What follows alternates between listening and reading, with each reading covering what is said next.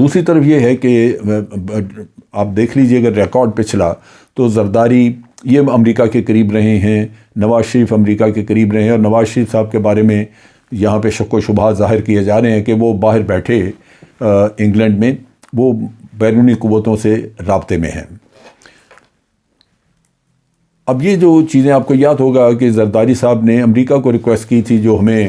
Memo get کی کہانی اس وقت پتہ چلی تھی، وہ امریکہ کو ریکویسٹ کی تھی کہ پاکستان فوج سے مجھے خطرہ ہے تو ہمیں بچائیں، اور اسی طرح میاں صاحب بھی وقتاً فوقتاً یہ کرتے رہے ہیں۔ لہذا ہو سکتا ہے کہ ان لوگوں کے آصف زرداری صاحب، میاں نواز شریف وغیرہ یہ زیادہ قریب ہوں مغرب کے، اور ہوں گے کیونکہ مغرب میں یہ رہ رہے ہیں، ان کا برطانیہ میں رہنا جو ہے وہ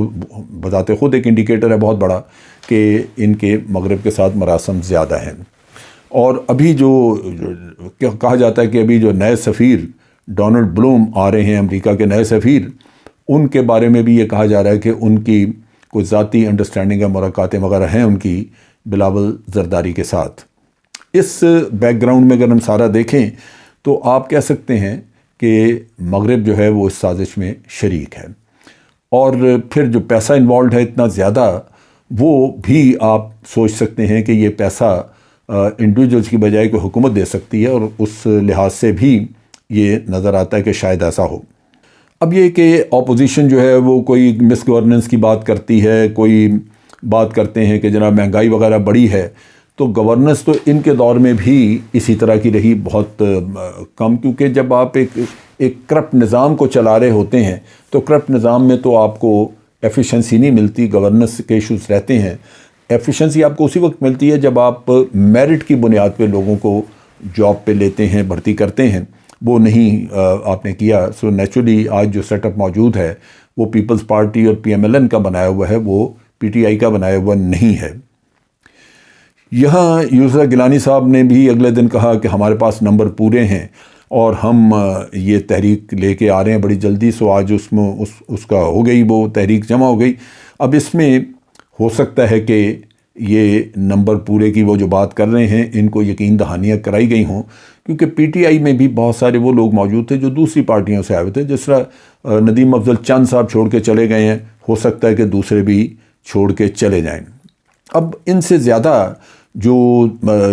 تکلیف دہ چیز ہے، یا جو میں سمجھتا ہوں پریشان کن ہونی چاہیے پی ٹی آئی کے لیے، وہ ان کے اپنے لوگ ہیں۔ اب آپ دیکھیے کہ علیم خان جو ہے وہ جا کے جہانگیر ترین گروپ میں شامل ہو گئے۔ جہانگیر ترین گروپ میں پہلے ہی 15-20 لوگ تھے، اب یہ بھی گئے وہاں پہ، تو ان کی طاقت بڑھ گئی، نیچرلی ان کے نخرے بھی زیادہ ہو گئے، اور وہ اس معاملے میں اب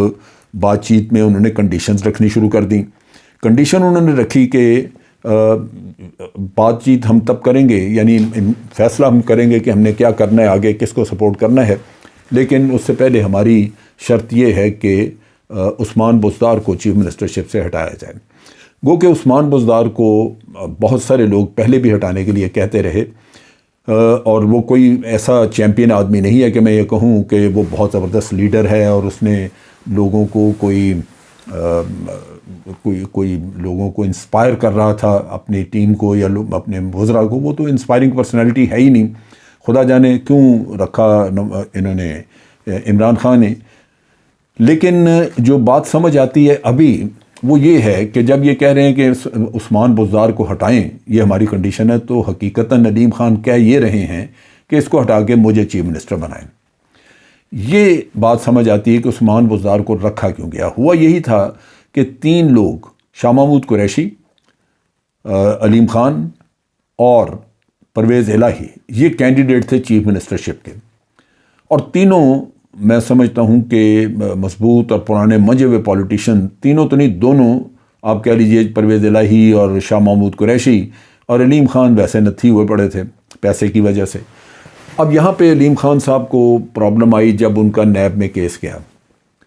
اب نیب کے کیسز ایسے، اور جہانگیر ترین کا بھی یہی مسئلہ آیا جب نیب میں پہلی بات یہ ہے کہ یہ آپ اپنے لیڈر کے ساتھ مخلص نہیں ہیں اگر آپ نے کرپشن وغیرہ کی، کیونکہ اس کا تو مین ایجنڈا یہی تھا کہ کرپشن ختم کرنی ہے،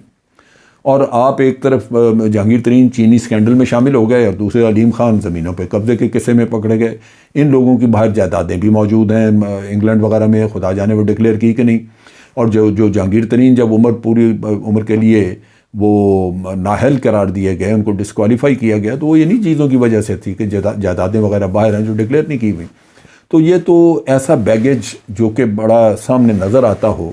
آپ عمران خان سے توقع کریں گے کہ وہ ساتھ دے کے چلے جبکہ وہ کہہ رہا ہو کہ میں نے کرپشن ختم کرنی ہے، تو اس کے لیے بھی مشکل تھا. لیکن بہر صورت آج ان لوگوں کو بلیک میل کرنے کا موقع مل چکا ہے. اب یہ چیف منسٹرشپ کی کہانی جو چلی ہے، یہ نیچرلی اس کو حل کرنا مشکل ہے، کیونکہ پھر ٹائی جو ہے شاہ محمود قریشی تو ٹھیک ہے وہ باہر ہیں اس وقت، وہ ہیں ہمارے وزیر خارجہ، سو ان کو تو آپ نکال دیجئے، لیکن پرویز الہی تو وہیں ہیں. اگر پرویز الہی کو چھوڑ کے آپ علیم خان کو دے دیتے ہیں چیف منسٹرشپ، تو نیچرلی پرویز الہی جو ہیں، یہ اس کی کیو لیگ جو 10 ان کے پاس ووٹ ہیں، وہ آپ کے خلاف چلے جائیں گے، وہ ووٹ وہاں پہ دیں گے. 10 ووٹ ان کے پنجاب اسمبلی میں ہیں. میں اس لیے یہ ذکر کر رہا ہوں پنجاب اسمبلی کا کہ کیونکہ ابھی اپوزیشن یہ کہہ رہی ہے کہ جب ہم نے ڈی سیٹ کیا پرائم منسٹر کو، تو اس کے بعد اگلا وار ہمارا پنجاب اسمبلی میں ہوگا. پنجاب اسمبلی میں پی ٹی آئی کے پاس ٹوٹل 198 سیٹس ہیں، اور 198 میں حقیقتاً ان کی 183 ہیں پی ٹی آئی کی، جبکہ 10 ہیں کیو لیگ کی، اور باقی ان کے 4 لوگ جو ہیں وہ انڈیپینڈنٹ ان کے ساتھ شریک ہیں. سو انڈیپینڈنٹ کسی وقت بھی آپ کو خدا حافظ کہہ سکتے ہیں، لیکن 10 ممبر جو کیو لیگ کے ہیں وہ فوری طور پہ ہاتھ کھینچ لیں گے. اب اس میں اپوزیشن کے اپنے 173 ایم پی ایز ہیں. اس کا مطلب یہ ہے کہ ان کو غالباً 20 چاہیے، یعنی 173 میں 165 تو ان کے پی ایم ایل این اور پی پی پی کے ہیں، اور پھر 7 ان کے ساتھ جو ہیں وہ ایک ان کے ساتھ انڈیپینڈنٹ ہے.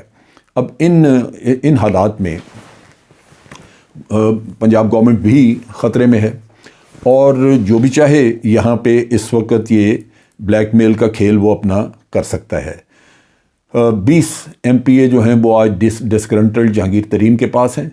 اور وہ آج اپنی پوزیشن میں ہیں منوانے کے لیے کہ اگر حکومت بچانی ہے تو منوایا جائے.